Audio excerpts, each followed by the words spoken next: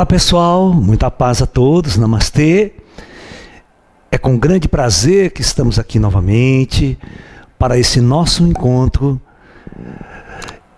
e as nossas palestras online gratuitas. Tá?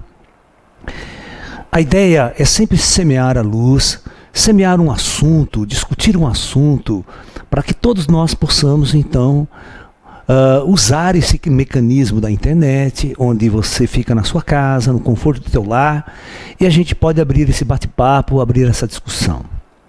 E o tema que nós escolhemos hoje é o verdadeiro conceito das dimensões do universo. Pessoal, eu como físico, estudando matemática, estudando mecânica quântica, estudando as teorias de Einstein, da teoria da relatividade, e também como um espiritualista, como um esotérico, eu vejo uma dificuldade muito grande entre um diálogo entre os esotéricos e a ciência. Os esotéricos têm certos conceitos, por exemplo, escrever um conceito errado que o esotérico não consegue conversar com a ciência, é o conceito de energia. Sabe, energia para o esotérico é uma coisa, ai, a energia está ruim aqui nessa casa hoje, ai, como a energia está ruim. Escrever outra coisa, que para o físico não tem energia ruim, energia boa. Só existe um conceito, energia. Outra coisa, ai, a vibração está horrível, ai, a vibração. Você está entendendo? Então esses termos, o físico não consegue entender. Porque o físico tem um conceito de vibração, tem um conceito de energia. E mais do que nunca, o tema que nós vamos discutir hoje é o conceito de dimensões.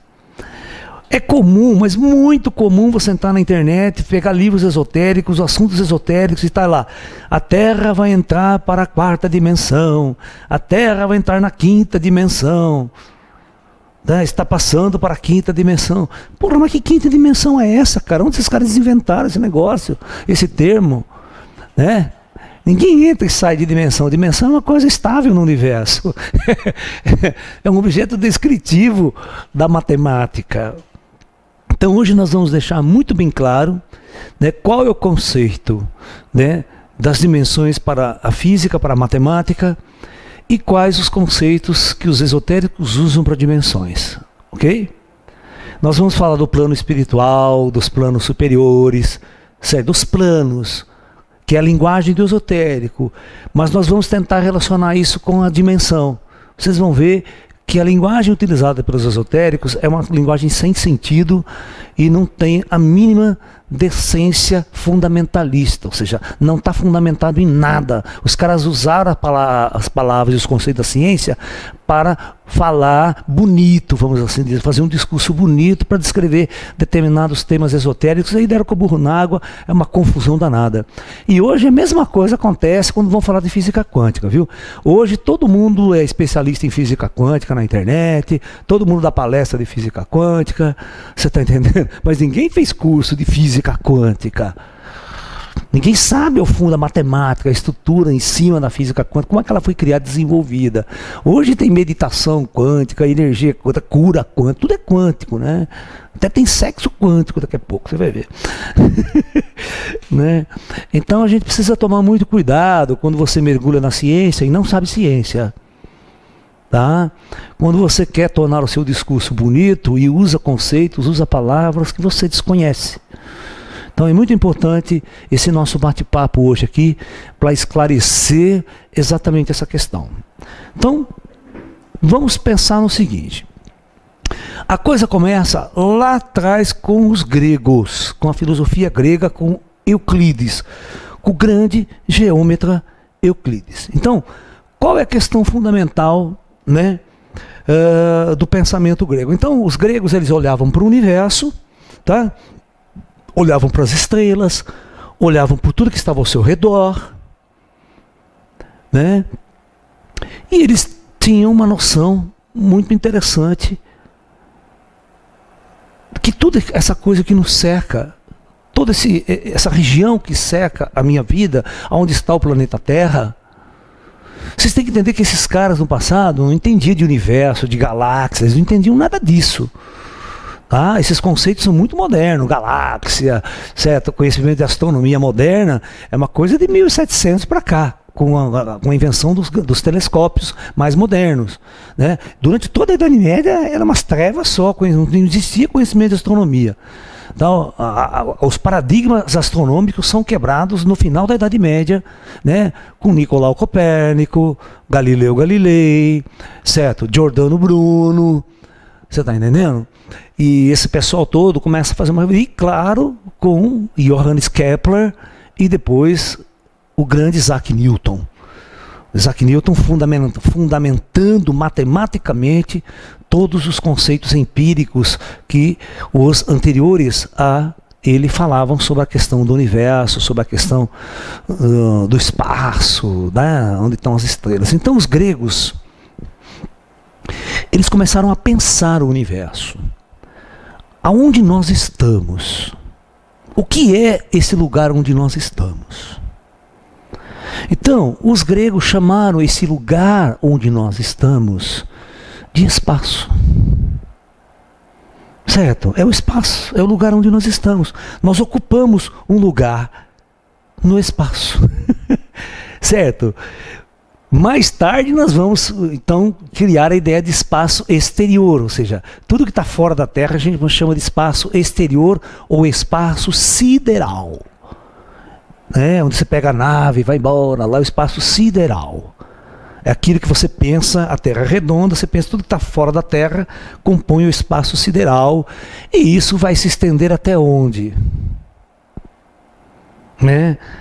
Você tem que pensar tudo em 3 dimensões. Já estou falando errado, em 3 dimensões. Tem que esquecer esse negócio de 3D. Não tem dimensão até agora. Nossa linguagem não existe a palavra dimensão. Então veja bem, então os gregos, né, vai pensar numa questão, né, que é aonde nós vivemos. Onde, os paradigmas gregos, onde nós vivemos. Então, veja bem, isso é importante. Nós vivemos num lugar que nós chamamos de planeta Terra, na superfície de um planeta Terra. E esse planeta Terra, ele ocupa uma coisa que nós vamos chamar, que eles chamaram de espaço.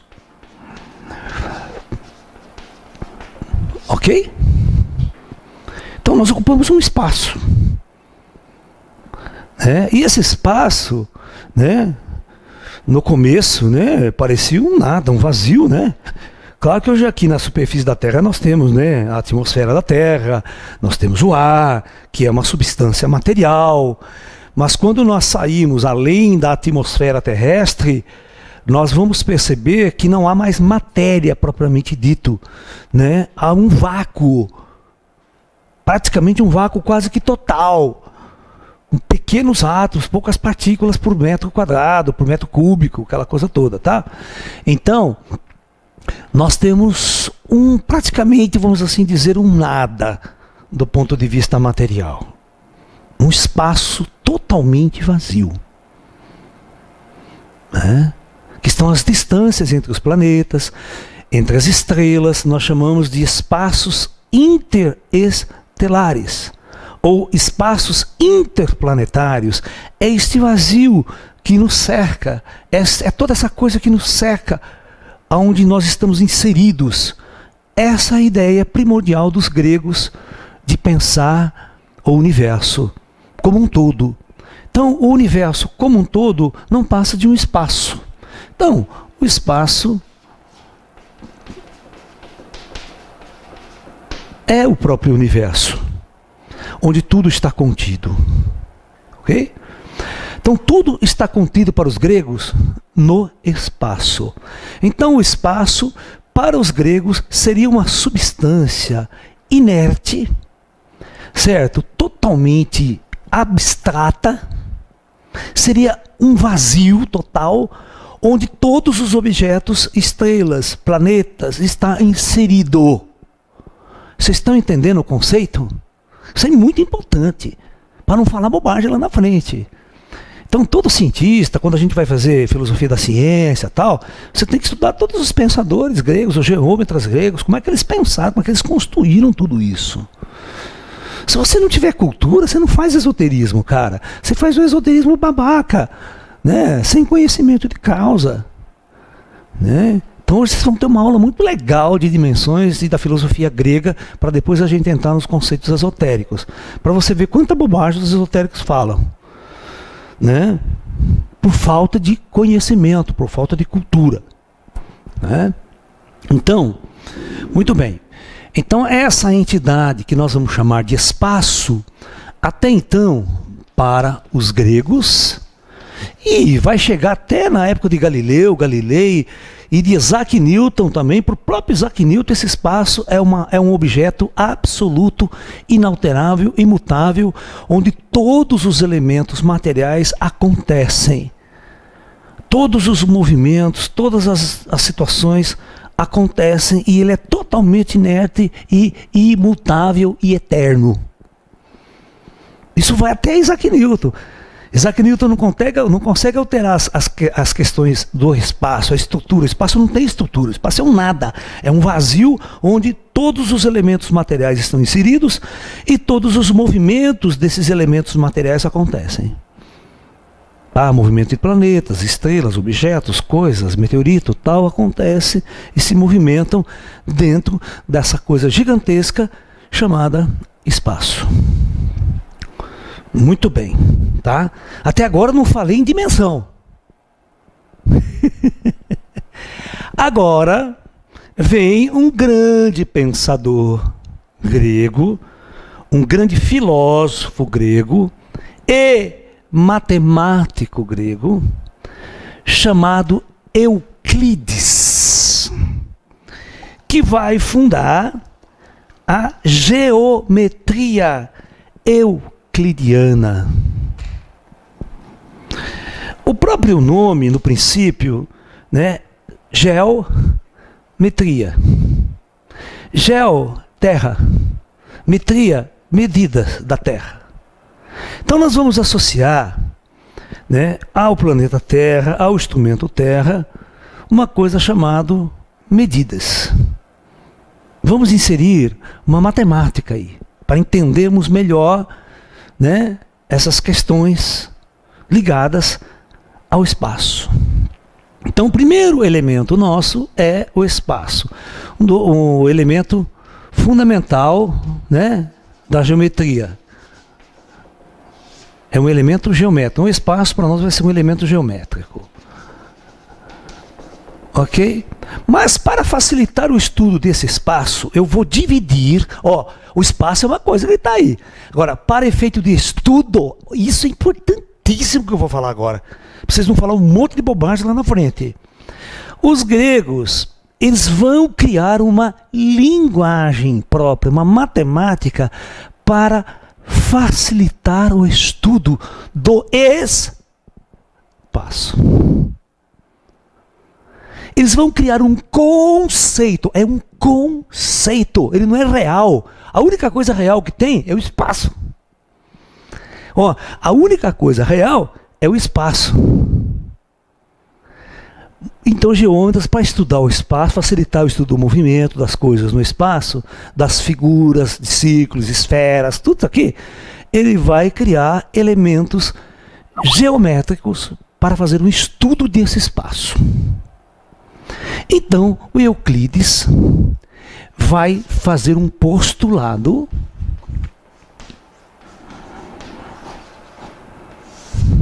o Euclides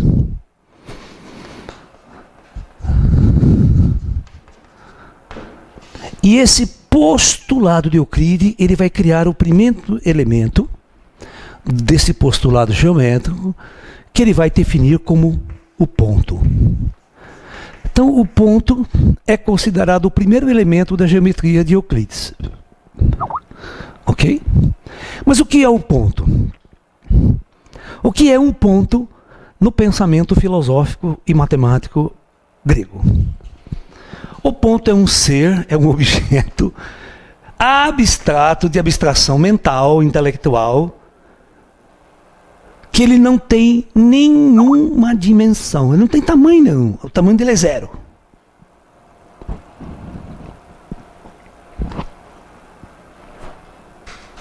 Então, praticamente, o ponto, quando a gente define ele praticamente em termos reais, em termos reais,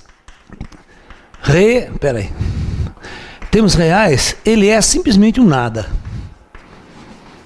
Ele não tem nada, ele não tem tamanho nenhum, não tem massa, não tem cheiro, não tem forma, não tem porra nenhuma. Ele é um é um nada. Alright? Vocês têm que entender como os gregos pensavam quando se usa a linguagem hoje. Tá? 2. O segundo elemento criado por Euclides já vai dar uma zebra total. Ele vai criar um elemento que vai passar a ser um conjunto de pontos alinhados um ao lado do outro, alinhados, que vai gerar um conceito geométrico que vai ser chamado pelos gregos de reta. Então ele inventa a reta. Quando ele inventa a reta, é um conjunto de nada, um alinhado ao lado do outro, e vai estabelecer então esta figura geométrica no espaço. Aonde esses elementos geométricos vão ser pensados? No espaço. Agora vai dar uma zebra. A primeira zebra que surge aí na geometria de Euclides é exatamente até aonde essa reta pode se estender no espaço. Até onde ela pode ir? Vocês estão entendendo que eles só estão pensando em espaço. Espaço é o negócio. Essa reta, ela foi criada como um elemento de pensar coisas dentro desse espaço. Em termos, eu não estou falando nada de dimensão agora, eu não estou falando de dimensão, não usei a palavra dimensão, nem vou usar até agora, para vocês não fazerem caca na cabeça. Né? Até onde essa reta vai aqui, do lado direito, o jeito que eu desenhei aqui do meu lado direito. Até onde o espaço se estende? No universo, quando você pensa no universo. Até onde? Quem falar infinito, aí eu vou dar um tiro na orelha. Tá? Porque eu vou perguntar para vocês o que é infinito. Não adianta você ser papagaio, cara. Só vomitar o que o seu professor falou, ou vomitar e vocês não sabem o que vocês estão falando. Você tem que pensar antes de falar as coisas. Tudo bem, vocês vão falar assim, Laércio, essa reta vai até o infinito. E todo mundo fala essa merda. Então vai até o infinito. Que esse 8 deitado. Responder infinito, né? Cambada. Mas o que é infinito? Para o pensamento grego. Naquela época. Qual o conceito de infinito? Não se esqueçam que os gregos, eles eram tão inteligentes, mas ao mesmo tempo sem nenhuma instrumentação, sem nada, eles não podiam saber até onde o espaço vai. Então, eles não conseguiam nem ver os outros planetas que estavam chegando a olho nu, pô. Júpiter acabou, Urano não dá para ver olho nu. Né? Saturno é o último, quer dizer, que se enxergava olho nu, de astros. Ainda mais quando eles pensavam naquelas esferas celestes, um monte de coisa que era uma bobagem que vem para a Idade Média depois. Bom, e desse lado aqui, para onde a reta vai? Até onde? Até onde o espaço pode chegar? Isso aqui é um elemento dentro do espaço. Também os caras falam, é infinito, né, professor? Bom, presta atenção numa coisa. O conceito de infinito, ele não existe. Ninguém sabe o que é essa porra de infinito. Exatamente porque quando você não sabe até onde vai, até onde se estende uma reta no espaço, você também não sabe as dimensões do espaço, você cria uma palavra, simplesmente essa palavra significa não sei. Isso é muito importante. O conceito de infinito é um conceito de não sei. Você não pode falar, está resolvido o problema. É infinito, resolveu. Parece que resolveu o problema para você, né? Parece que esclareceu. Esclareceu coisa nenhuma. Isso quer dizer, eu não sei. até onde vai essa reta. Eu não tenho nenhuma pesquisa, nenhuma informação, nenhuma medida científica que me informe se o universo tem uma fronteira, se esse espaço vai terminar ou não, se ele tem uma fronteira ou não. Ok? Os gregos não conseguiam pensar isso. Tá? Então surgiu na cabeça dos pensadores gregos a ideia. Estende até onde, professor? Não sei. Não é que infinito seja alguma coisa, se definiu alguma coisa. Não se definiu nenhum instrumento, não se definiu nada. Nada. E até hoje a astrofísica também não sabe. Tá ok? Essa é uma incógnita na ciência. Tá? Essa é uma incógnita total na ciência. Até os dias de hoje. Alright? Muito bem. Então, esse é o segundo elemento de Euclides, que também é totalmente abstrato, certo? Olha, é um monte de nada colocado um ao lado do outro, que se estende até, né? Não sei aonde. Isso é muito importante a gente entender. Que se estende, não sei aonde. E qual que é o terceiro elemento que Euclides vai inventar, né? Para pensar, né, este universo. Então ele cria agora uma ideia de colocar. Primeiro ele colocou um conjunto de pontos alinhados um ao outro. Depois, agora no terceiro elemento, ele vai criar um conjunto de retas colocadas uma ao lado da outra, estendendo-se de cima para baixo. Né? Então, quando você coloca um conjunto de retas, um monte de retas, uma ao lado da outra, encostado, e você vai estendendo uma quantidade imensa de retas, então você tem o conceito de plano. Não estou falando de dimensão ainda, hein? Nem usei essa palavra. Então o plano seria um conjunto de retas que colocadas uma ao lado da outra, né? E é engraçado que essas retas, elas se estendem até o infinito desse lado, se estende até o infinito desse lado, e agora você vai colocar quantas retas você pode colocar? Né? Tanto faz, se é para baixo para cima, vai dar novamente infinitas. Tanto faz, qualquer direção que você tente olhar para o universo, você não sabe até onde vai, não importa a direção. Vai dar mais novamente ou não. Só que os gregos substituiriam essa palavra não sei por uma coisa que vocês acham que sabe, que se chama infinito. Infinito não quer dizer nada. Ou tem algum sábio aí que está me assistindo que acha que sabe o que é infinito? Né? Que sabe mais que Euclides, que sabe mais que Einstein, que sabe mais do que W. Glick, que sabe mais do que todos os grandes mestres da física hoje. Né? Algum esotérico que acha que, né, descobriu a pólvora. Né? Igual esse rapaz aí que surgiu na internet, estão jogando um monte de pergunta para mim, para esse rapaz do Acre, esse Bruno que sumiu, papapá, Bruno Borges. Olha, eu não tenho ainda nenhuma informação, tá? Eu não vou falar de coisa que eu não sei. Primeiro eu quero ver o que o cara fez. Essa história de reencarnação de Jordano Bruno, para mim, pode esquecer. Tá? Pode esquecer. As pessoas inventam um monte de história e tal, não sei. Eu sei, muita gente está perguntando, eu não vou falar, tá? Eu não vou falar de algo que eu não sei profundamente. Eu preciso estudar, não vi nada desse cara ainda. Se é genial mesmo, né? Tá usando o código do tio Patinhas, pô. Né? Isso não tem nada de genial, né? Qualquer um faz. Eu, quando eu era criança, olha, quando eu estava no ginásio, eu fazia código também. Você inventa código. Você fala para a letra A, você faz um símbolo lá. Para a letra B, todo mundo faz isso. Né? Você cria códigos.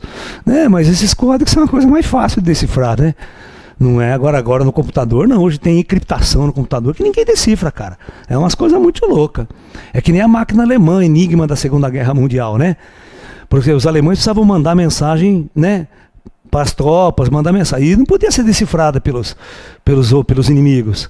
Então existia uma máquina que ela codificava a mensagem, Então ela mandava, você pegava um texto, batia naquela máquina e aquilo era transmitido via, né, rádio, né, via, como é que fala? Telégrafo, aquela coisa toda, que não tinha internet naquela época, então não podia mandar WhatsApp naquela época, entendeu? Então era sinal de telégrafo, telefonia, tal, aquela coisa toda.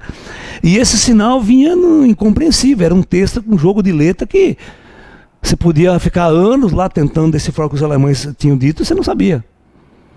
E era uma máquina criada pelos alemães, sofisticadíssima, chamada Enigma. Olha, os ingleses nunca decifraram o código da Enigma, nunca decifraram o código da Enigma. Eles só decifraram porque eles capturaram um submarino alemão que tinha 2 máquinas Enigma lá dentro. É o único jeito, senão não decifrava nunca. Porque não tinha computador naquela época, era muito difícil, né, decifrar aqueles códigos. E a máquina era mecânica. Aí é gênio. Gênio que faz essas coisas. Né? Eu desconfio muito dessas coisas. Eu sou um cara que eu tenho que ter muita informação para afirmar se esse cara fez alguma coisa realmente genial ou simplesmente está repetindo como um papagaio o que os grandes filósofos já disseram, né? Quero saber se ele trouxe algo de novo, uma informação realmente avançada, nova, né? Que já não tenha sido dito nesses 3.000 anos de história que nós temos aí de grandes filósofos. Não sei, é difícil optar. Então eu não opto, gente. Eu sei que vocês perguntaram muito para mim, que eu não tenho informação desse cara ainda, tá? E eu sou um cara muito honesto nessa questão. Eu não falo de outras pessoas. Eu não posso ficar falando do trabalho de outras pessoas, sabe? Parece antiético. Eu faço o meu trabalho. Esse eu procuro estudar, pesquisar. Eu fico em cima de temas. Eu estudo muito. Eu não falo bobagem da boca para fora, não, sem antes de estudar. Tá? Então é isso que vocês vão ver hoje aqui. Essa discussão é muito importante. Porque tem que estudar muito para saber essas coisas. Né? Pra você entender a física depois de Einstein, entender a física da... né? O conceito de espaço da mecânica quântica, que é completamente diferente. O conceito de espaço de Einstein é completamente diferente do que nós estamos discutindo aqui. Muito bem. Então, veja bem, esse plano vai se estender até onde? Não sei. Esquece a palavra infinita agora. Tudo que parecia falar, não sei. Tá? Os gregos também não sabiam, nem os físicos modernos também sabem, tá? Até onde o universo vai bater. Se você pega uma nave, vai dar pá, a testa na borda do universo. Né? Aí o indivíduo vai perguntar, mas professor, e lá fora? Novamente começa a pensar o espaço errado. É uma forma geométrica de pensar. Quando você foi criado, né, você fez uma programação de Android, onde criaram uma visão geométrica do universo para você, se criar a visão do universo que o universo é uma esfera, você sempre vai querer saber lá fora da esfera. Porque você está pensando o universo como uma esfera. Esse é o erro, esse já é cagado. Você criou um modelo geométrico para pensar o universo. E quando você cria modelos para sua mente raciocinar, começa a aparecer paradigmas. Os paradigmas é esse: o universo for uma esfera, professor, você vai falar, o que tem fora da esfera? Esse é o paradigma que você acabou de criar. Porque você está pensando o universo de um jeito primitivo, que é usando a geometria fundamental para pensar o universo. E a física não pode usar esses conceitos primitivos para pensar o universo, não vai dar certo. Bom, e o quarto elemento euclidiano é a descrição do próprio espaço. Né? Então seria o seguinte, né? O espaço euclidiano seria, agora eu vou pegar todos os planos e colocar um plano em cima do outro. Eu vou montando um monte de plano, Não se esqueça que o plano já é infinito para cá, infinito para si, né? E agora, eu juntando um monte de planos infinitos, eu preencho todo o espaço que eu pensei lá. Então, o espaço são planos sobrepostos. Né? Sobrepostos, novamente de maneira infinita. Vou colocar um plano em cima do outro, vai piano até infinito para cima, até infinito para baixo. Né? O reto vai plano para lá, plano de lado. Pode ser assim também, não é só... Cara, os gregos não criaram a visão ortogonal. Não criaram um sistema de coordenadas.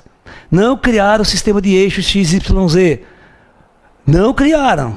Isso aí vai vir muito depois com um grande cientista, um grande filósofo, um cara que revolucionou o pensamento moderno. É o cara o pai da ciência moderna, chamado René Descartes. Tem que fazer biquíni, né? René Descartes. Um gênio. Esse é gênio. Esses caras sozinho faz uma puta diferença. Ele vai influenciar Leibniz, vai influenciar Isaac Newton. Ele é influenciado por Platão, por Sócrates, por Euclides, por todos os filósofos. Esse cara é um gênio. Ele era um gênio matemático, ele era um gênio astronômico, ele escreveu sobre meteoro, escreveu sobre helicentrismo, escreveu sobre filosofia pura, por isso que você sabe, penso, logo existo. Essa é frase de quem? Do grande filósofo René Descartes. Ou seja, ele cria a primeira divisão mente e matéria, corpo e espírito. Ele faz a divisão cartesiana, a separação de alma e corpo. Isso, em certos pontos, é ruim para o esoterismo. É bom para a ciência, mas é muito ruim para o esoterismo, para a espiritualidade, para a religiosidade que existia. Porque ele acaba com essa visão, né? Ele coloca o homem separado de Deus e o homem separado de tudo, né? Ele separa. Ele vai ser o cara que vai criar a ideia de classificar, dividir, separar tudo no universo. E aí essa frase célebre dele, né? Penso, logo existo, né? Significa identificar-se apenas com o seu pensamento. Agora, o gato não pensa, então ele não existe. É uma questão, é uma discussão que surge por aí, né? Na filosofia, no próprio debate filosófico. Mas, então, tá aí. Esses 4 elementos criados por Euclides vai dar margem a Euclides criar todos os elementos da geometria euclidiana dentro deste universo chamado espaço. Então, ele primeiro faz o seguinte, ele primeiro de tudo, ele vai trabalhar com a geometria plana. O que é geometria plana? Ele só vai trabalhar com elementos dentro do plano que ele criou. Não vou falar de dimensão, ninguém fala em dimensão nesse negócio hoje aqui, hein? Tá? Não é nem um pouco necessário usar a palavra dimensão, porque a única coisa real que existe é o espaço. Né? Onde tudo está colocado, onde tudo está inserido, onde agora ele pega um plano, por exemplo, uma área, né, limitada. Ele pega uma área limitada do infinito, que essa lousa aqui é um plano, que pode se estender até infinito nessas duas direções, qualquer direção. Alright? E vai trabalhar com os elementos aqui dentro. Aí que está a chave do que vocês aprenderam a pensar. Essa é a programação do Android. Essa é a programação do terráqueo. O marciano não vai pensar assim, o ET não vai pensar assim, porque ele não foi programado desse jeito. Então vai reunir um bando de crianças na sala. E aí o Euclides, naquela época, ele vai chegar assim para as pessoas e falar: gente do céu, este elemento aqui que eu estou desenhando aqui, vai se chamar o quê? Este objeto nós vamos chamar de triângulo. Por que um triângulo? Por que triângulo? Acompanhe comigo. Porque é um objeto que tem 3 ângulos, mas também tem o quê? Tem 3 ângulos onde? Externo, porque isso aqui é um ângulo também, ó. Aqui fora tem um ângulo também. Alright? E aí você tem todas aquelas brincadeiras de geometria grega, né? É triângulo isósceles, triângulo... Agora o quinto está aí. Você tem certeza? Essa é a programação do Android. Essa é a programação do Android. Que todas as crianças, quando sentam numa carteira, e o professor faz um desenho desse, chama isso de triângulo, vocês têm certeza que todos estão vendo a mesma coisa? Você pode estar vendo uma coisa completamente diferente do seu amigo, mas todos convencionaram chamar esse objeto de triângulo, com 3 lados e 3 ângulos, tanto externo quanto interno. Aí você tem o quadrado, né? Você tem todos os elementos. Você tem esse objeto, que figura que é essa? É o círculo ou a circunferência. A circunferência é só a linha. O círculo é o objeto que contém o espaço como um todo, cheio.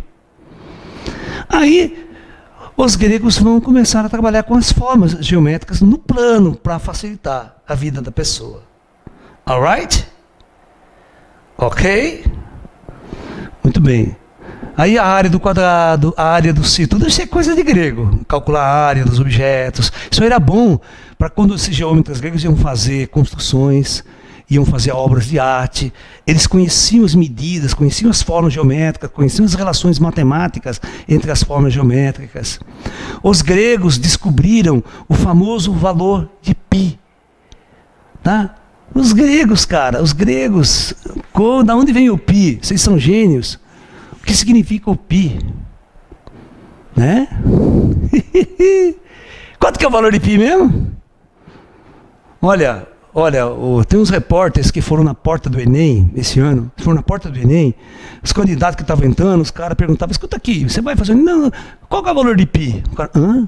O valor de π? O que é π? E esses caras iam fazer o Enem.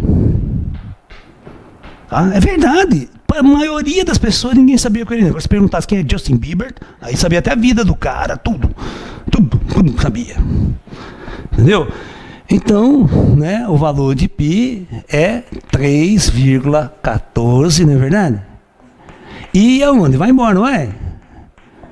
Vai até onde essa porra aqui? Até?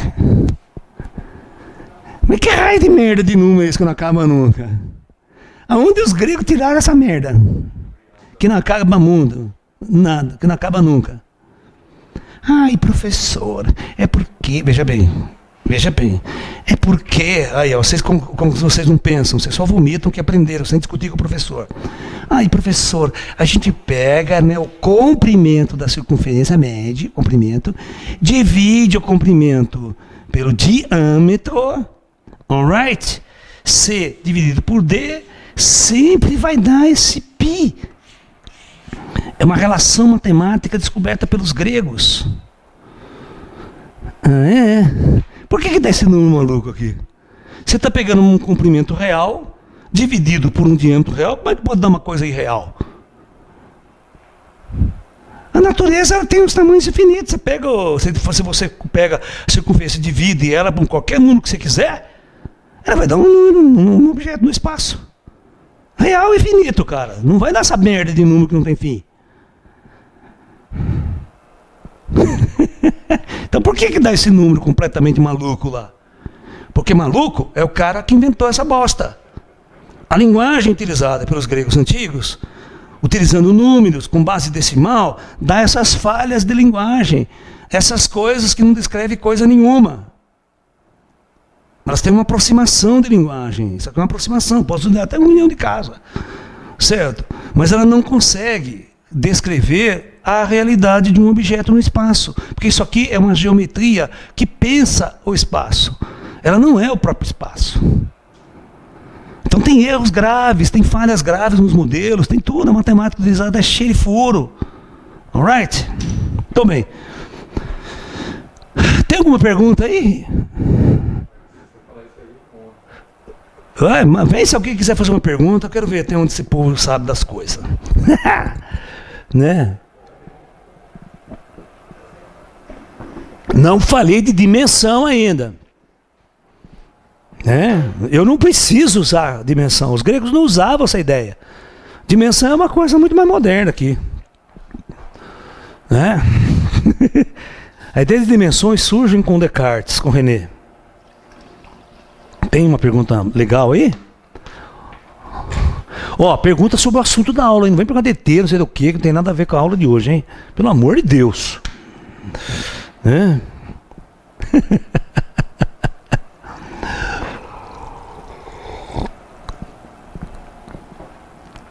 Então vamos continuar aqui.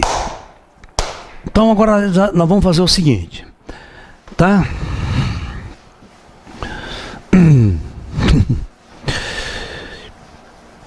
O grande gênio de toda a ciência moderna, René Descartes, que eu já falei para você, por volta de... O René Descartes ele nasce em 1594 e morre em 1550, com 53 anos de idade. Você vê, 53, morre jovem, cara. Você está entendendo? E com 50, o cara, um dia ele fez milhões de coisas importantes para a civilização. São essas almas que encarnam aqui na Terra e faz a grande diferença e dá um salto. Essas almas são colocadas pelo comando, né? São almas especiais. Quando encarnam, eles não são pessoas comuns. Pode. Professor, tem uma pergunta aqui. O John, ele pergunta se o conceito de dimensão, então, se baseia no ponto que é o nada. Calma, ninguém pensou em... Não, os gregos nunca pensaram em dimensão. Os gregos não pensaram em dimensão. Quem vai pensar em dimensão, vai discutir a ideia dimensional, vai ser agora René Descartes e os físicos modernos. Tá? O ponto significa nada, é a dimensão zero, se a gente for pensar. Depois a gente vai pensar isso. Agora não. Agora a gente vai pensar a dimensão dentro de um conceito mais moderno que vai subir. Vocês vão entender que tudo isso não passa de um pensamento, é uma linguagem. Não é a realidade do universo. Como o pi é uma porcaria da geometria, é uma falha da matemática, é uma falha da linguagem. Então isso que as pessoas têm que entender, que a linguagem matemática, ela é uma linguagem, quando ela não é bem feita, ela é cheia de defeitos, cheia de falhas. Você está entendendo? Né?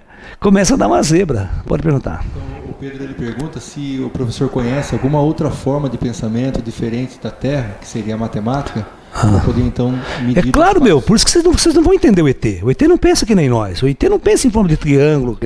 Isso aqui foi o nosso condicionamento na Terra. Você entrou no ginásio, entrou no primário, você foi condicionado a ver o mundo em retângulos, em círculos, em quadrados, em figuras geométricas planas, ou que a gente chama de polígonos regulares. Sabe, nós pensamos em termos disso aí, nós vivemos essas imagens na nossa cabeça. Aí você vai desenhar o que? Um celular, você desenha ele como um retângulo. Você nunca constrói um objeto que é completamente disforme de uma figura padrão geométrica. Você não consegue produzir um objeto que não tem um formato dentro da sua geometria. Parece que para nós, nosso cérebro não aceita uma figura irregular. É difícil você construir um celular e tentar vender para as pessoas assim, cuja forma dele é um negócio assim, ó. Vai vender pro corno isso aí. Você não vende isso aí, porque a mente do ser humano não vai comprar um treco desse. Ele acha, nossa, que horrível, que o cérebro dele não consegue, porque o cérebro dele é simétrico, ele começa a pensar em regularidade, as formas regulares, que para ele agrada, é perfeito, é bonito. Certo, nós temos uma simetria de rosto, né? Nós temos a lei áurea, que tem a proporção bonitinha, matemática, entre rosto, nariz, boca e tal. Isso cheira suave e bonito. Agora você vê o Cerveró, tem os olhos caídos, já olha para a cara do Cerveró, já fica estranho.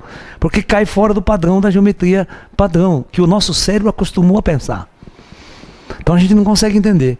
Agora, o ET pode trabalhar com formas assim. O pensamento dele não está condicionado à nossa linguagem na Terra, à nossa formação na Terra. Por isso a telepatia é complicada, porque a telepatia você vai mente a mente, né? Se você conseguir telepatia para ela, você passa para ela a forma de triângulo que você pensa, triângulo, ela não vai entender, ela vê um negócio esquisito na cabeça dela, ela não sabe que você está pensando triângulo. É muito louco isso. Vocês nunca pensaram nisso, né? Então é isso, cada cérebro constrói um universo. Cada cérebro constrói uma coisa, ele pega uma informação através dos olhos e processa no cérebro e cria uma imagem daquilo no cérebro. Agora, a outra pessoa pode criar um padrão de imagem completamente diferente quando ela olha o mesmo objeto. E cor é a mesma coisa. Você fala assim, isso aqui é vermelho, hein, gente? Todo mundo está sentado na cadeira, é vermelho. Mas ninguém está vendo a mesma coisa. Cada um pode estar vendo um tom diferente, uma coisa diferente e tal, mas convencionou-se que todas as vezes que olhamos aquele padrão de cor, vamos chamar de vermelho. Mas é correto que os cérebros não estão vendo as mesmas coisas. O daltônico já aí não tem nem que discutir, né? Mas, entendeu? Mas o daltônico não consegue saber a diferença de cores, só vê duas, né? Os tons de 5, outra visão preto e branco para ele. Né? Entendeu? Então é isso. Então vamos entrar no René Descartes. Né? Que é o pai da coisa.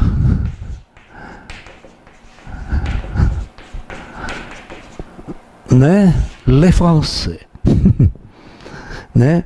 Então veja bem, o que esse cara faz? Esse cara pega a aritmética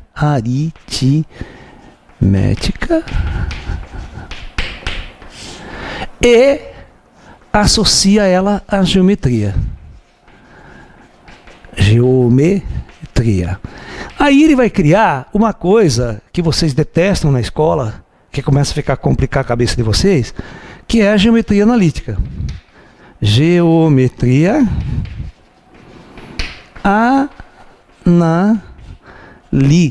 analítica. Posso escrever errado. Esse é o grande salto da ciência moderna. Essa é a base da ciência moderna. Tá? O que ele vai fazer? Ele vai pegar todos esses elementos de geometria, quadrado, esfera, reta, plano, e vai criar uma linguagem, né, aritmética para essa coisa. Ele vai criar, né, uma descrição. Eu vou bem rápido isso aqui para depois a gente entrar na discussão esotérica mesmo da coisa, tá? Vocês têm que entender isso, gente, senão não dá para a gente discutir dimensão esotérica, tá? Então veja bem, ele pega os elementos de Euclides, que é o espaço, né? Ele vai criar uma coisa que Euclides não fez, os gregos não fizeram. Ele vai criar um sistema de coordenadas. Ele cria um sistema de coordenadas baseadas em sistema de eixos ortogonais, num ângulo de 90 graus entre eles. Então, ele pega o plano, que é mais fácil, vamos trabalhar com o plano. Então, a primeira coisa que ele faz, ele pega a reta de Euclides e vai associar números aos pontos da reta de Euclides. Números reais, da aritmética real, dos números reais, conjunto de números reais. Então, ele pode, simplesmente ele vai fazer uma coisa, né? A reta está indo para os dois lados, tá? Ela vai para o infinito dos dois lados. Então ele pega um ponto qualquer dessa reta, que tanto faz, eu sou o referencial, e ele bota uma marca aqui e chama este ponto de ponto 0. É ele que faz isso. Ele vai associar números a retas e vai criar um sistema de coordenadas, né, que vai ajudar a descrever movimentos, descrever objetos no espaço, em relação a um sistema de referência. Ele vai criar um referencial, né, que lá na frente não foi ele que deu esse nome. Os cientistas todos começaram depois a chamar de sistema cartesiano. Sistemas de coordenada cartesiana, em nome ao René Descartes. Então veja bem, ele vai criar, está lá, 1, 2, 3, 4, 5, e aqui para baixo de 0 agora. Ele vai criar um número, presta atenção. Mesma coisa. Só que ele faz 1, 2, 3, 4, 5. Para a esquerda. Mas para diferenciar os da direita do da esquerda, do número que ele botou de referencial de origem, que é o 0, né? Ele simplesmente coloca um menuzinho na frente, que não significa absolutamente nada. Apenas um referencial para você dizer quem está à esquerda do meu sistema e quem está à direita do meu sistema.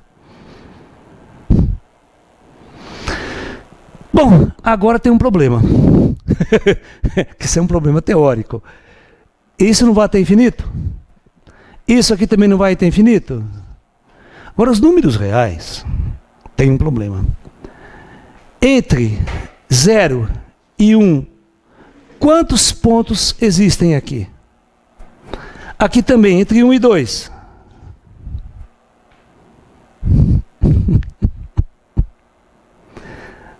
Teoricamente, você pode colocar infinitos pontos. Você pode colocar um número aqui, ó, assim, ó, 1,99999. Essa porra nunca termina. Vai até infinito também. Então isso se chama infinitésimo. Esse é infinitão. Infinitão e infinitésimo. Olha a merda criada. Já criou-se uma merda aí.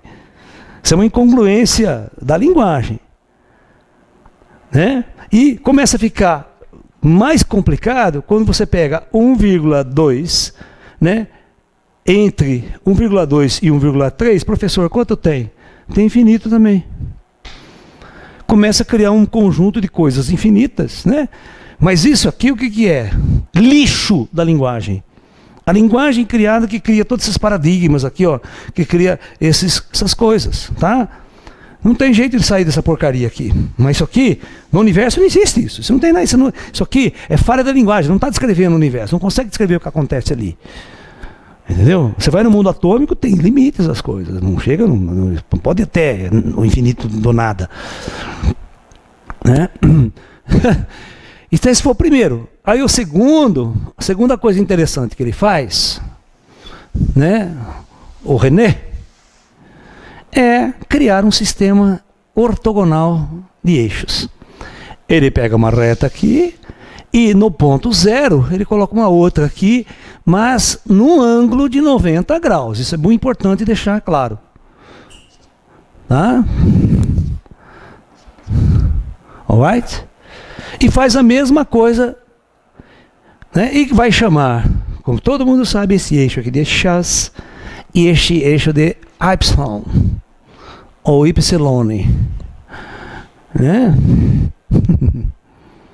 E aí, já dá para trabalhar, porque ó, se eu tenho um ponto aqui, outro ponto aqui, isso se torna um sistema de coordenadas. Por exemplo, se eu tenho um objeto que está aqui, ó, material, eu posso localizá-lo no espaço com relação ao meu sistema de referência.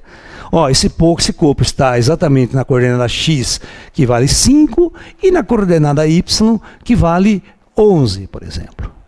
Então, com essas duas coordenadas, eu posso localizar um objeto no espaço. Alright? Aí vem outras coisas. Todos os elementos de Euclides dentro desse sistema de coordenadas, vamos pegar uma reta aqui, né? Essa reta, né, ela pode ser descrita através de um elemento aritmético chamado função. As funções geométricas no plano cartesiano. Tá no plano cartesiano. Então você vai ter o quê? Y é igual a uma constante vezes x. Né? Ou, de uma forma geral, y é igual, né, a ax mais b, que é a equação fundamental da descrição, usando o plano cartesiano para elementos como uma reta. Aí que vai abrir a porta para Galileu Galilei, sabe, para Isaac Newton criar a descrição do movimento retilíneo uniforme, criar todas as equações, toda a pesquisa de força, todas essas equações são escritas a partir desses elementos criados, né? Mas é claro que esse aqui a gente chama de plano cartesiano, é a primeira coisa, mas o universo não é plano. O universo tem, o plano é a primeira coisa que Euclides cria, o segundo, o terceiro elemento de Euclides. Agora, o quarto elemento é o espaço. Então, aí ele vai criar um terceiro eixo, ok? Que é o Z, também 90 graus, então ele vai criar isso aqui, né? Ó, X, né? Y e Z para cá. Aí eu tenho a descrição de uma reta, por exemplo, já não é mais essa equação aqui simples. Isso aqui é uma equação no plano, né? Uma equação de uma reta usando 3 coordenadas é x, y, z. Né? Um ponto no espaço agora, ele tem que ser localizado por um sistema de referência com 3 coordenadas. Coordenada x, y e z. E uma reta, um objeto que descreve uma reta, tem uma equação agora em 3 coordenadas. Em 3 coordenadas. Não é dimensão, seus cornos. É 3 coordenadas. Não tem nada a ver com dimensão essa porra. Tá ok? Nem o René Descartes falou em dimensão.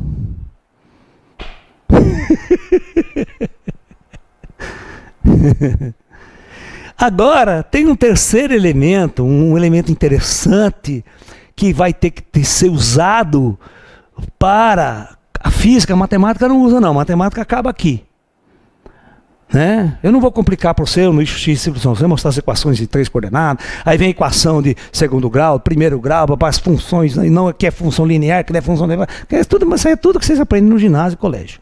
E vai fazer vestibular pro cursinho. Depois quando entra na faculdade se ferra porque os negros metem derivada integral dessas porra, é uma beleza, né? Muito bom. Nada de dimensão ainda. Alright? Não, o físico ele fica enfesado quando o cara fala bobagem de dimensão. Usa dimensão para tudo. O cara não sabe o que está falando, nunca pensou isso, né? Então, veja bem. Então, René Descartes criou o sistema de coordenadas em 3 dimensões.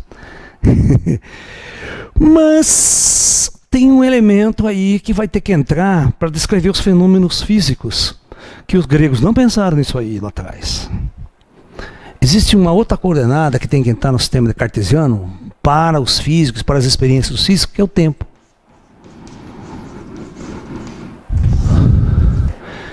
A pergunta, por exemplo, para eu localizar um objeto no espaço, eu preciso, usando o sistema de René Descartes, eu preciso de um sistema de 3 coordenadas, x, y, z, mais uma outra coordenada. Porque, veja bem, eu posso dizer, o objeto Laércio se localiza em relação a um referencial colocado em tal lugar, cujas coordenadas desse corpo nesse referencial são x vale tanto, y vale tanto e z vale tanto. Aí você localiza o objeto parado ali. Agora, só isso não funciona, porque você tem que dizer quando que aquele objeto está ali. Esse objeto está ali quando? Você tem que ter uma coordenada temporal para você localizar um objeto, porque ele pode não estar ali, teve o mês passado ali. Hoje ele não está, vai estar amanhã. Então, para localizar definitivamente um objeto, né, dentro da física, né, um objeto que se desloca, que se movimenta, por exemplo, a cada momento ele está num lugar diferente do espaço, você precisa definir a coordenada, o sistema e mais o tempo, um outro elemento que é o tempo. Então, aí os físicos criaram, então, 2 elementos fundamentais para descrever os movimentos, quer dizer, 2 elementos fundamentais, chamados, presta bem atenção, um é chamado espaço, e o outro elemento é o tempo. No entanto, isso aqui pode ser dividido em 3 coordenadas.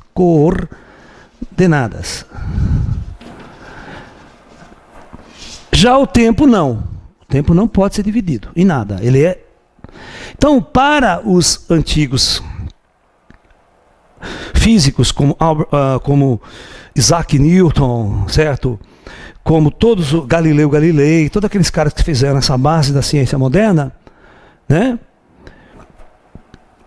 Esses 2 elementos aqui sempre foram totalmente absolutos, eternos, imutáveis. O espaço sempre foi uma coisa parada, inerte, infinita, em todos os sentidos, onde tudo acontecia. Era o palco onde todos os elementos eram instalados. E o tempo era algo, para os pensadores antigos, era algo criado. O tempo é um conceito criado pelos pensadores antigos. É isso que eu tento enfiar na cabeça das pessoas, as pessoas não entendem. Pensadores antigos.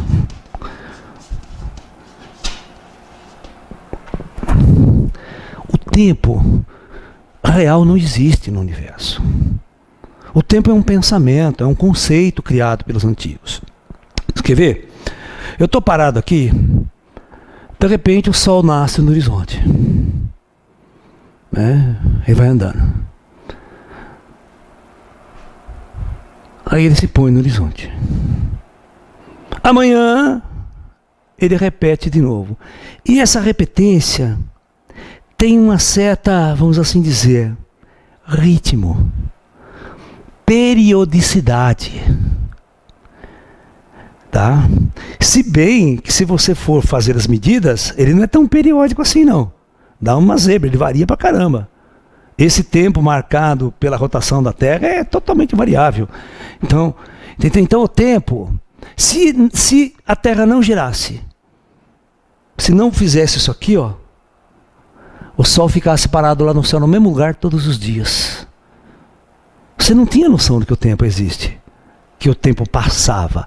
Então, dá uma ideia de que algo está passando. Mas não tem nada passando. A única coisa que está passando é o Sol que está passando sobre nossas cabeças. Mas o tempo não está passando. O tempo é uma criação mental, uma criação intelectual.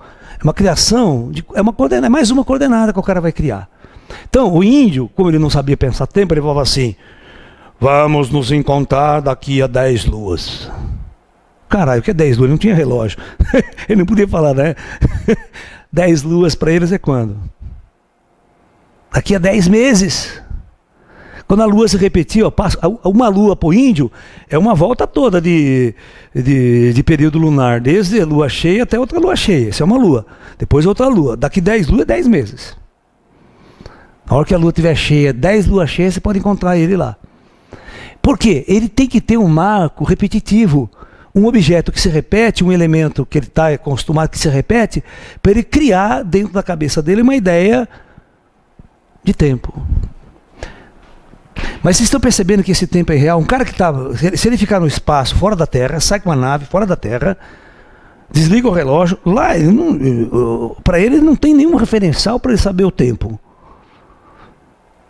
Ele não consegue pensar tempo. Para ele não tem dia, não tem noite, não tem hora, não tem mais nada, acabou. Ele não tem referencial que o tempo está passando. Que algo real está passando. Entendeu? Tá? Então essas duas coisas, né? O tempo e o espaço eram totalmente independentes. Os elementos, tudo acontecia e o tempo não era afetado, e também o espaço não era afetado, porque era um elemento imaterial, inodoro e cor, é onde acontecia. Mas aí, quando chega Albert Einstein vai mudar as coisas. Albert Einstein, ele vai fazer uma coisa. Ele vai dizer o seguinte: quando o cientista cria a ideia de espaço para pensar os elementos do universo, ó,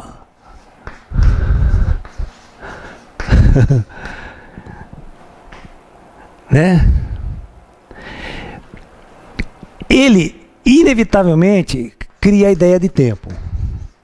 Ó, ideia de espaço e ideia de tempo. O Einstein percebeu que o Newton estava errado, o Galileu estava errado, que na verdade esses dois elementos aqui, um depende diretamente do outro, um não existe sem o outro, tá? Como pode existir o espaço sem tempo e tempo sem espaço?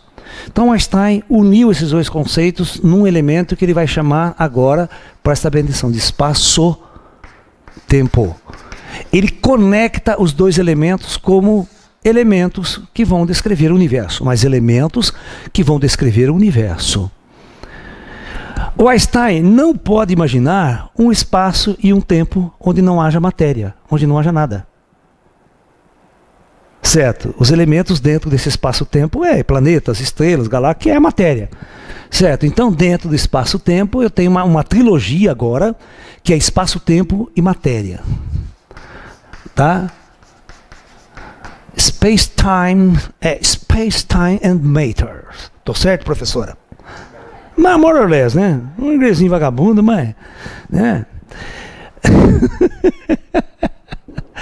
Entendeu? Então agora eu tenho dois elementos apenas. O Einstein reduziu a space-time e matéria, espaço-tempo e matéria. Agora o Einstein fez a seguinte pergunta: será que a matéria não influencia o espaço-tempo e o espaço-tempo também não influencia a matéria? Ou seja, a matéria está ali. Ela não pode simplesmente o espaço não acontecer nada com o espaço. E o espaço, então Einstein faz uma alegação, que aí que vem a teoria do Lalá, vem todas as teorias que o Lalá monta agora na física quântica e espiritualidade, tal, que é pensar uma relação direta entre o espaço e o tempo do Einstein. Agora não é um elemento mais vazio, não é um elemento inerte, não é um elemento que não tem nada. Ele é um objeto, uma substância que interage com a matéria e a matéria interage com o espaço-tempo. Ok? Inclusive, um resultado da interação entre matéria e espaço-tempo é a gravidade. Então toda a teoria que a gente chama de geral da relatividade de Albert Einstein é resultado de uma interação gravitacional, né? A força gravitacional, a interação gravitacional é resultado de uma interação entre matéria e espaço-tempo. Tá? E o tempo passa a ser uma coordenada conectada ao espaço. Agora eu não tenho mais um espaço tridimensional. Agora que nós vamos começar a brincar com as coisas aí. Então, quando chega nessa física moderna, veja bem atenção, presta bem atenção. Nessa física moderna, os físicos modernos, eles vão pensar da seguinte maneira: Eles vão pensar o espaço, o tempo e a matéria como um objeto único. Tá? Inseparáveis e não pode ser desconectado um do outro. Como se um gerasse o outro e influenciasse o outro e vice-versa. Essa é a teoria de campo de Albert Einstein. O campo é o space-time ao redor. E a matéria é o elemento que está sendo criado dentro do espaço-tempo. Tá? Muito bem. Agora eu vou introduzir aqui o conceito de dimensões do físico. Então veja bem. Então, antigamente se pensava, que o espaço dividido em 3 coordenadas cartesianas. Essas 3 coordenadas, x, y, z, foi batizado pelos físicos de 3 dimensões. As 3 dimensões, matemáticas, aritméticas do espaço. Não são dimensões reais. Não são dimensões reais. São elementos matemáticos chamados de dimensão. Certo? X, Y, Z. X é uma coordenada, Y outra. Então, X, uma dimensão. Y, outra. Então, o espaço, neste conceito moderno, é constituído por 3 dimensões matemáticas, aritméticas. Mas isso é só filosófico. O espaço sempre continua sendo aquele negócio lá dos gregos. A ideia de chamar x, y, z de 3 dimensões é de físicos mais modernos. E criar a ideia de dimensão, porque eu meço dimensão de medir. Dimensão é como eu meço um objeto. Qual a dimensão desse objeto? É tanto. 2 metros, 3 metros. Qual que é o volume? A dimensão do volume. Aí eu pego o volume geral no espaço e meço o volume de uma esfera, de um quadrado, de um cubo, de qualquer figura. Dimensão é a medida de um objeto. Dimensão é a medida de um objeto. Não é mais nada do que isso. Vocês estão criando uma puta fantasia em termos da palavra dimensão. Dimensão é só o tamanho de um objeto, quando usado as coordenadas dentro daquilo que a gente chama espaço-tempo. Então veja bem, o Einstein agora, quando ele uniu espaço-tempo, essa coisa que ele criou chamado espaço-tempo passou a ter 4 coordenadas conectadas entre si como um único elemento. Então passou a ser o espaço einsteiniano, o espaço-tempo einsteiniano passou a ser quadridimensional. Quadridimensional. Morreu aí. Ninguém falou em mais dimensão até hoje. Mas esses elementos, falar em 4 dimensões, é 4 medidas que eu tenho que ter de um objeto. Eu tenho que ter medida no eixo X, no eixo Y, no eixo Z e no eixo tempo.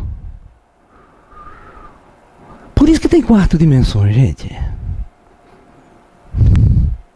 Mas essas dimensões são medidas de uma coisa criada mental. O tempo criou-se mentalmente, é um pensamento. Por isso que não dá para viajar no tempo, voltar no passado. Essas coisas não estão esclarecidas, eles são objetos intelectuais, eles não são objetos reais do universo. Assim como o espaço-tempo einsteiniano, são coordenadas matemáticas. São conceitos. Aqui, quando você vai fazer a física, aqui dá distorção do espaço, mas tem que ver se isso aqui vai refletir a realidade. Vai estar acontecendo no universo de verdade. Porque pode não. Quanta gente faz um monte de matemática com número, chega não aplica em nada, não serve para nada no universo. Os matemáticos brincam o tempo todo com um puta monte de equações, mas quando você vai aplicar, não serve para nada. Não serve para nada. Quando Einstein começou a perceber que a presença de uma matéria ela distorcia o espaço ao redor, o espaço não era mais euclidiano, não era mais plano. Não era, os 3D do espaço, ele perturbava-se, começava a retorcer o espaço, retorcia o tempo, que estavam conectados. Porque medir tempo tem a ver com medida de espaço. Toda medida de tempo é relacionada a uma medida de espaço. Por isso que o tempo fica distorcido também, quando se mede o tempo. Porque toda medida de tempo é um movimento no espaço. É um movimento periódico no espaço, certo? E esse movimento andando no espaço que está cheio de curvatura, cheio de perturbações por uma massa gravitacional, então o Einstein não pôde usar mais a geometria de Euclides para descrever o universo agora.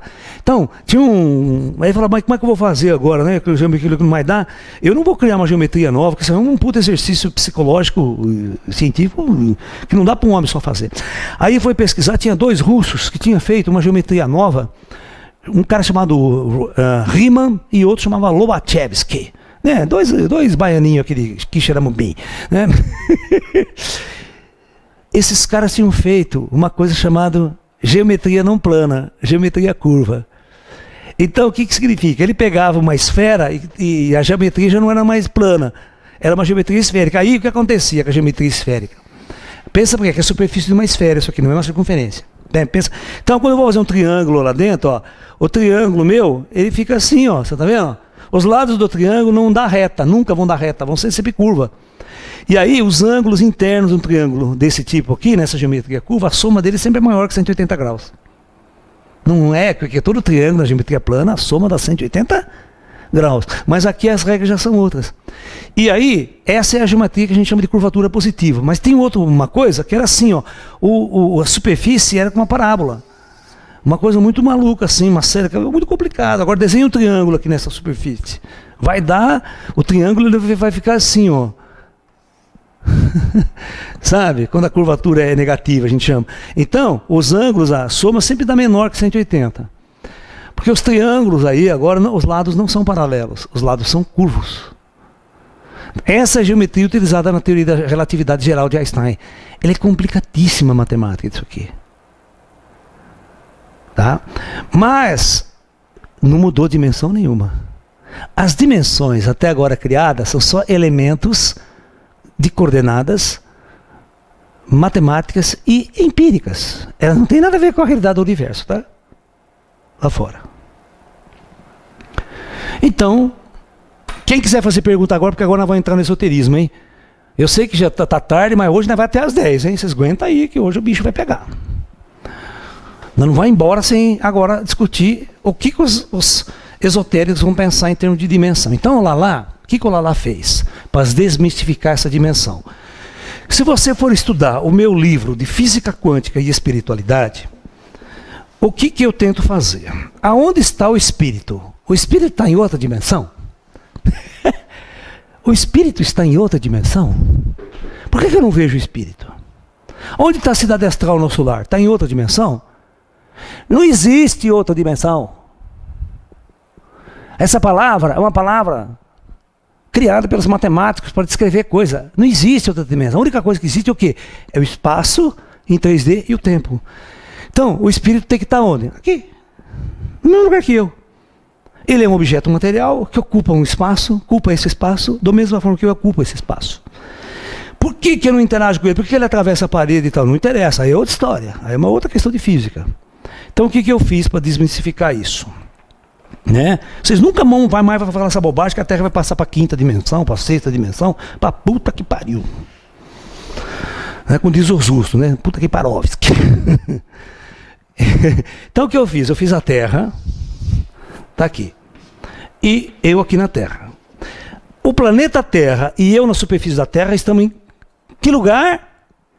No espaço. No espaço-tempo. Coloca space-time. Para ser mais moderno, mais einsteiniano. Aonde está a cidade astral? Ah, a cidade astral não está em outra dimensão, porra nenhuma. A única coisa é estar aqui, ó, em volta da Terra.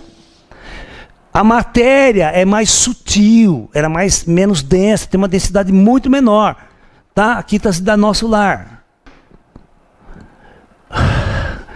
Mas onde ela está? Em outra dimensão? Coisa nenhuma. Ela está aqui em volta da Terra, no mesmo espaço de 3 dimensões nosso.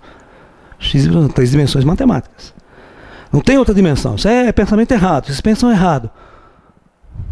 E olha, eu falo com os ETs, falo com os espíritos. Você acha que eles não discutem essas coisas comigo? Eu sou médium. Aí eu vou colocando as outras, né? A superfície da Terra é menos densa, cada vez menos densa. até chegar lá na densidade mais compatível com o comando planetário Terra. Aí eu chamo de umbral isso aqui, esotericamente eu chamo de umbral, né? Aqui eu chamo de penumbral, nomes esotéricos, aqui eu chamo plano da luz, ascensionados, ok? Mas, aonde estão todos esses planos? É outra dimensão? Não! Não tem outra dimensão. Todos eles estão aqui, ao lado da Terra. A densidade de matéria deles é que é mais baixa, por isso você não vê a luz atravessa, a luz do sol atravessa, reflete nossos olhos, não consegue ver se dá nosso lar, mas ela está aí. Porque a matéria é tão menos densa, o sol atravessa. Quando o sol atravessa, ele não reflete nada que está aqui. Então essa retina minha do olho físico não vê. Mas nenhuma cidade, nem o comando Astar, nem os ETs que operam aqui em cima estão em outra dimensão. Eles não estão em outra, estão aqui. Você só não vê ele porque a densidade de matéria não dá para interagir. A matéria dele atravessa essa porta, atravessa essa parede, porque ele é muito sutil. Porque a matéria é um espaço vazio total, todo mundo sabe que entre o núcleo do átomo e a eletrosfera existe um vazio gigantesco, né? Quando você diminui essas frequências quânticas, atômicas, a matéria se torna um nada, então ela atravessa isso aqui como se fosse um nada. Entendeu? É como nós andando na atmosfera da Terra, certo? Se você anda devagar, você parece que não tem nada. Mas se você andar depressa, você sente o vento batendo em você, né? E quanto mais rápido você anda, mais esse vento bate e arde, começa a doer em você. Você sente que aquilo é uma matéria sólida, densa. Entendeu? Então a sutileza de uma matéria depende do seu estado de velocidade em relação a ela. Entendeu? Se quando o espírito se desloca muito rápido, ele sente um vento. O espírito sente um vento bater nele, mas não é o vento dessa matéria, não. É o vento da própria matéria astral. Entendeu? Que começa a chocar-se com ele. Então, tudo isso aqui não é outra dimensão. Tudo isso está acontecendo no espaço. Vamos chamar de espaço-tempo, que fica mais moderno. Isso aqui é uma dimensão só. Em termos de, se for pensar, né? É uma coisa só, é um objeto só. Que está dividido matematicamente em coordenadas. Você vê que eu trabalhei o tempo todo com vocês, não usei a palavra dimensão, usei a palavra coordenadas. A palavra dimensão é mal usada. A palavra dimensão significa dimensionar um objeto. Não tem nada a ver com outros planos. A palavra dimensão. Na sua essência epistemológica. Não tem nada a ver. Inclusive, a epistemologia também foi criada pelo René Descartes. Eu tô maluco. Ele criou um monte de coisa, cara. Muito inteligente, muito. Vale a pena estudar René Descartes, quem quer estudar os renascentistas, né? Quem quer estudar o começo da ciência para entender como o pensamento científico foi formado. Né? Vamos lá. Professor, eu acho que uma pergunta mais ou menos geral, que várias pessoas estão falando, é onde que entra então o estado vibracional nisso? Exatamente, vamos lá. O que é estado vibracional?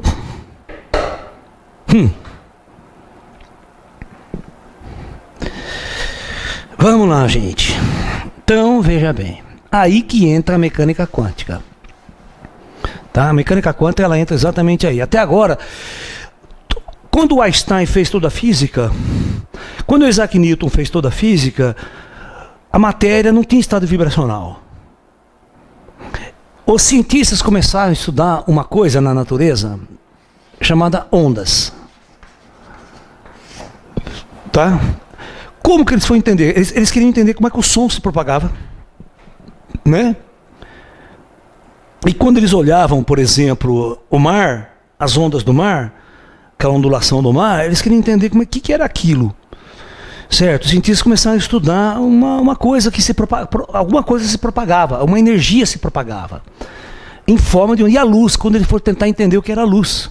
Essa luz que vem do sol, que vem das estrelas, quando eu acendo alguma coisa, sai luz, clareia. O que é essa luz? Ela é feita do quê?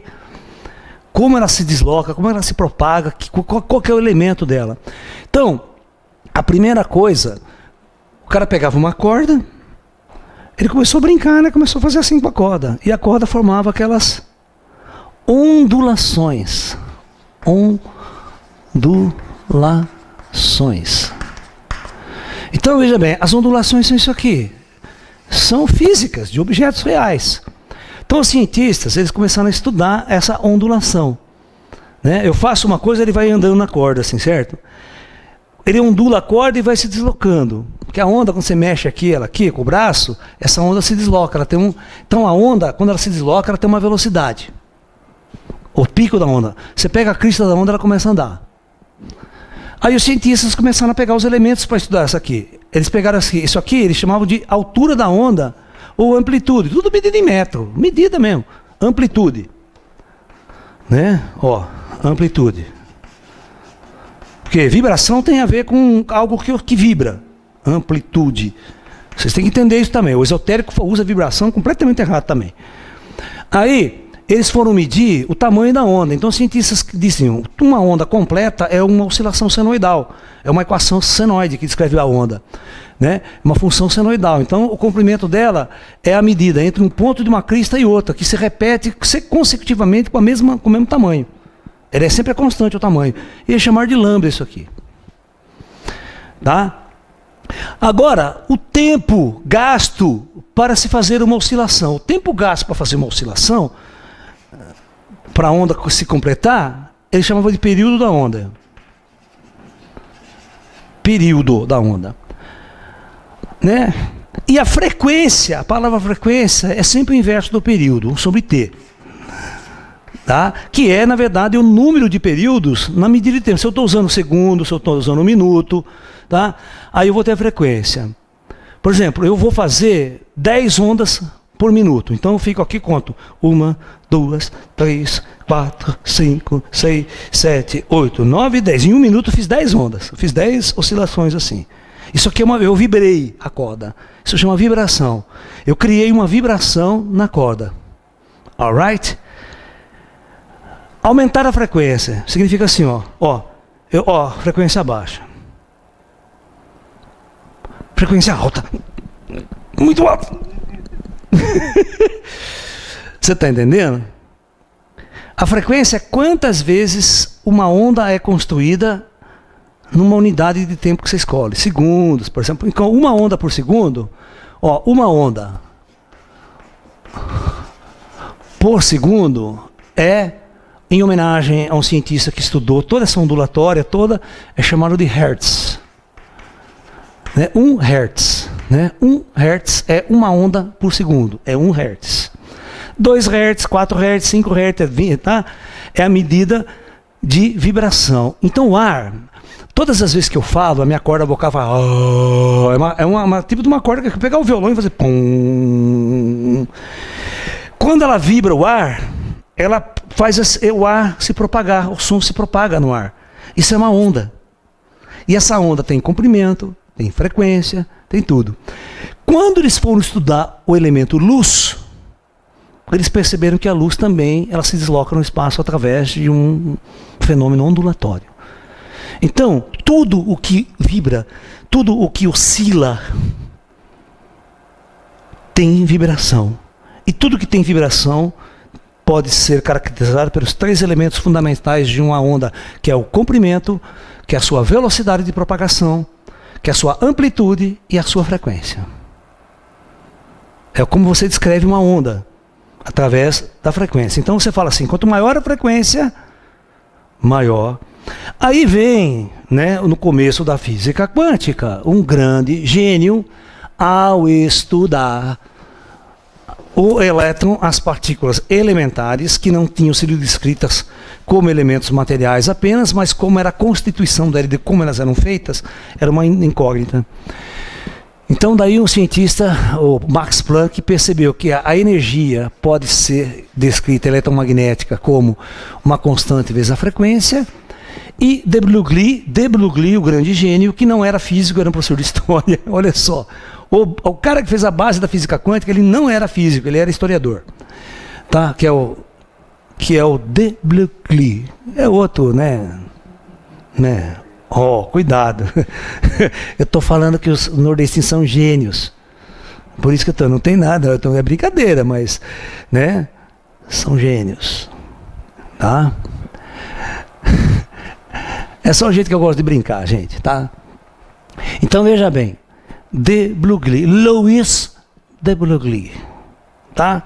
Esse cara, ele vai pegar a equação de Albert Einstein, mc², tá? E a primeira vez ele vai aplicar essa equação aqui para o elétron. Então o que é o elétron? O elétron é um elemento que tem massa. E isso é medido, você pode medir a massa do elétron em relação à referência ao repouso, você tem a massa do elétron em repouso. Tá? Então, você pode aplicar que ele tem uma quantidade de energia associada à massa dele igual a mc². É uma energia que está aqui. Mas o de Broglie percebeu que toda energia pode ser encarada como um elemento ondulatório. Essa é a base que eu uso para descrever a minha física quântica, dos planos, dos níveis e tudo mais. Precisa entender o que é vibração. Então, o de Broglie fez isso. Ó. Ele pegou essa energia ligada às frequências e igualou a energia de Einstein de massa. Então, ficou um negócio muito interessante que ele fez H vezes a frequência é igual a mc². Então, como eu quero entender massa, né, que massa é uma coisa que não foi descrita até hoje, você vai perceber que massa não passa de H sobre c² vezes a frequência.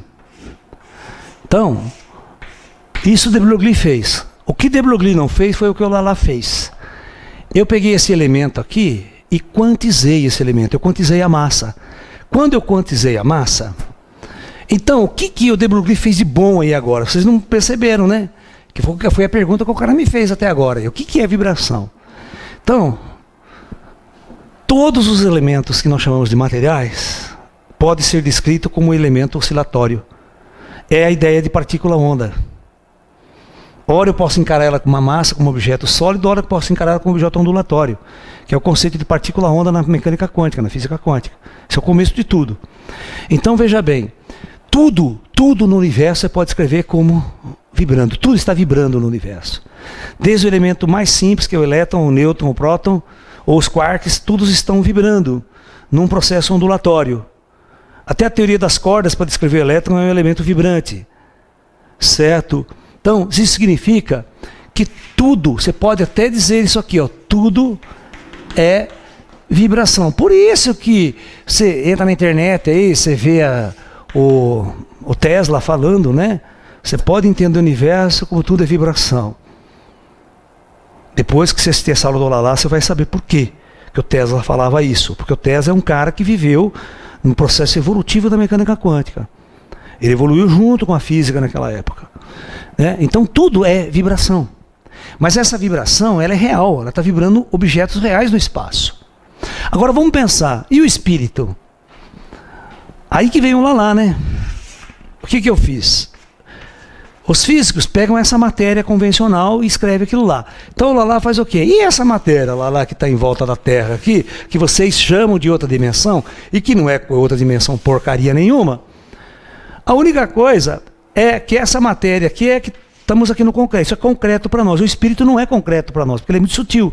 Mas o espírito tem uma outra massa que eu chamo de M2, aqui tem M3, aqui tem M4. A única diferença que está acontecendo aqui é uma variação de frequência, olha só. Isso aqui é H vezes uma frequência F2. Esse aqui, essa massa aqui é igual a H vezes uma frequência que eu vou chamar de F1 e aqui eu chamo de massa 1. Então, isso aqui está caindo, hein, gente? Ó, a frequência tem que cair para ficar mais sutil. Tá? Entendeu? Aqui você vai pegar um H, não. Estou fazendo tudo errado, é um K. Depois eu vou explicar para vocês por que é K.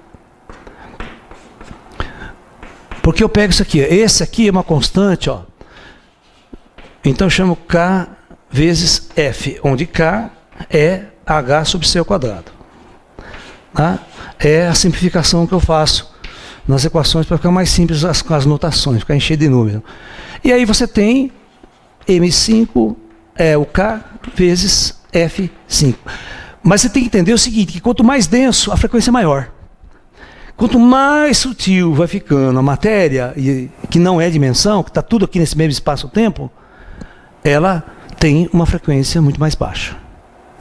Então o céu não é de maior vibração, viu, gente? Para de falar essa bobagem. Para de falar que o céu é vibração superior. Não é vibração superior, é vibração inferior. Que está vibrando muito mais baixo, não está vibrando muito mais alto. Então não use as palavras erradas. Porque os espíritos dão risada de nós quando nós falamos isso. Professor, então quer dizer que o que nós chamamos de dimensão seria apenas um outro estado da matéria? Agora sim. Agora fizeram uma pergunta inteligentíssima.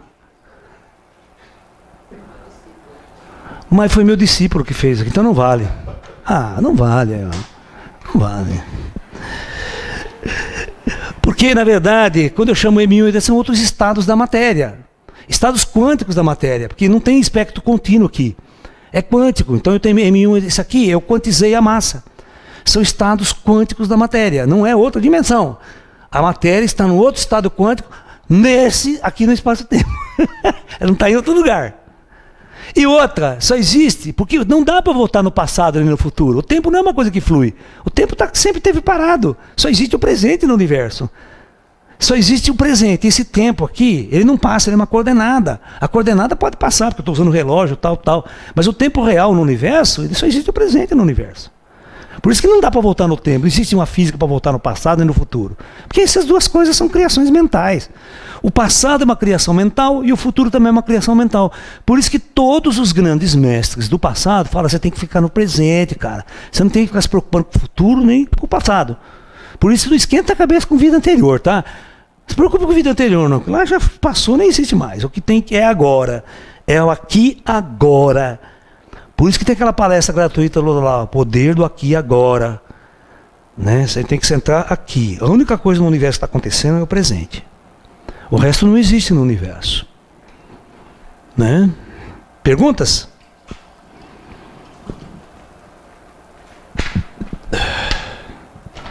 Então para de falar, de entrar no lugar. Ai, mas a vibração tá ruim aqui, né? Que vibração ruim, cara?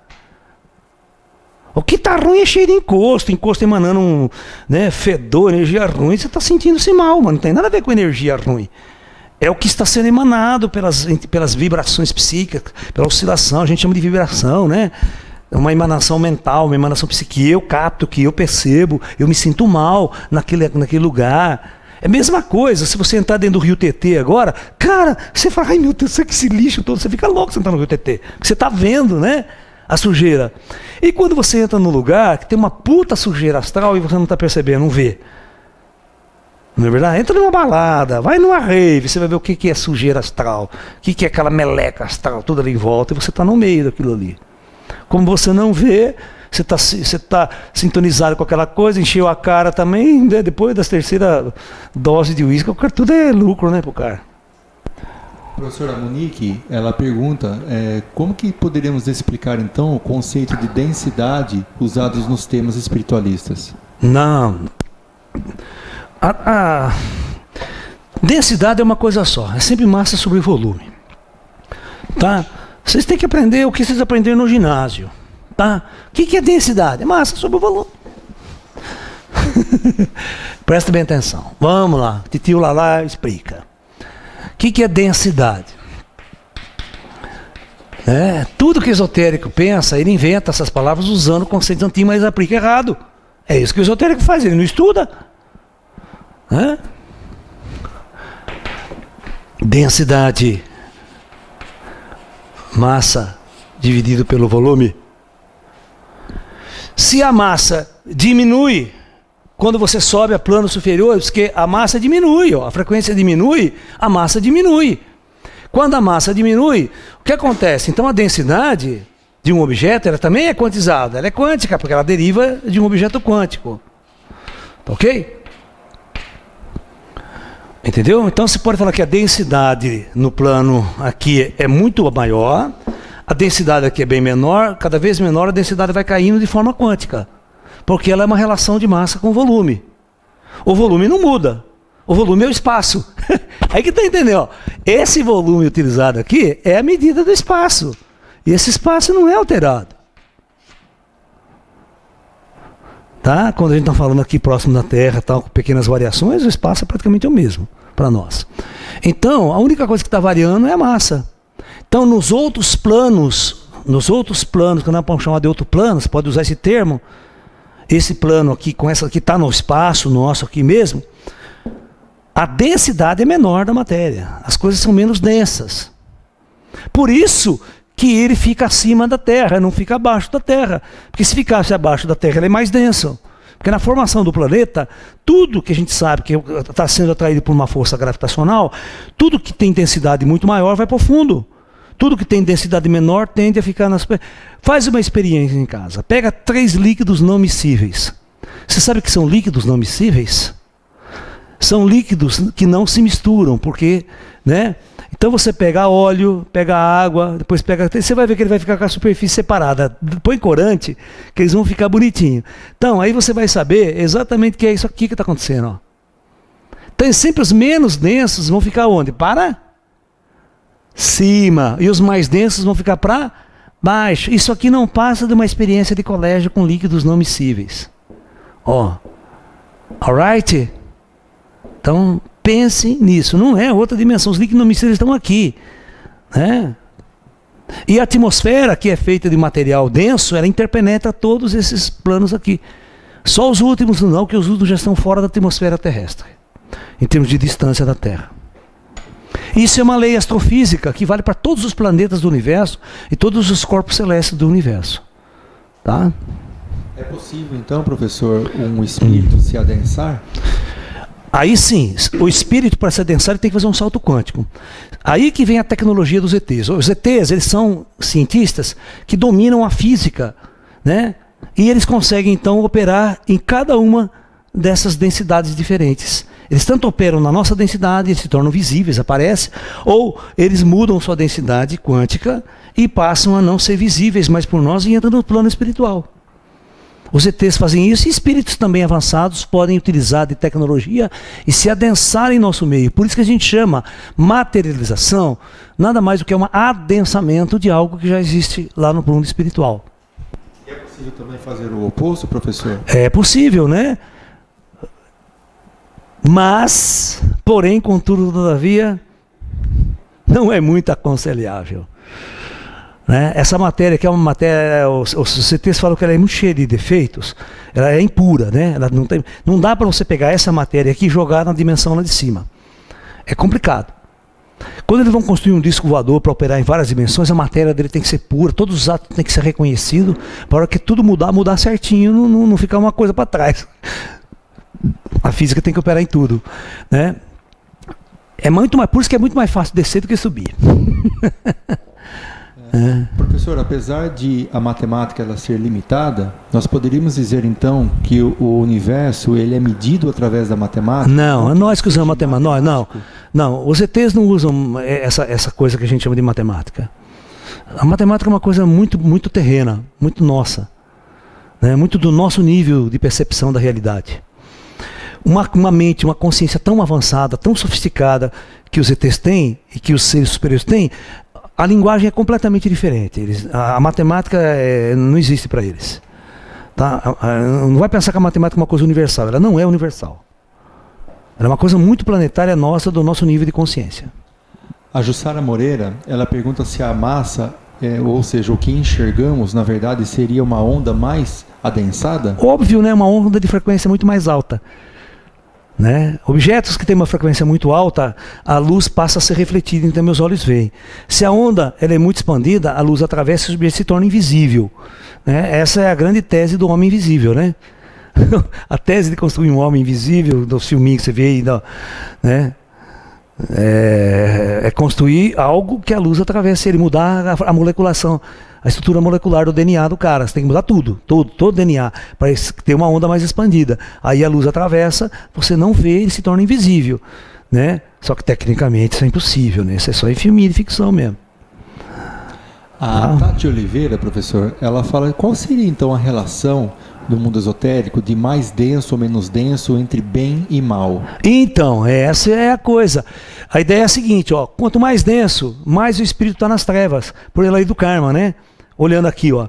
Então, o inferno para nós é muito denso, a superfície da Terra é muito densa. Isso adensa a consciência também, que é um objeto oscilante também.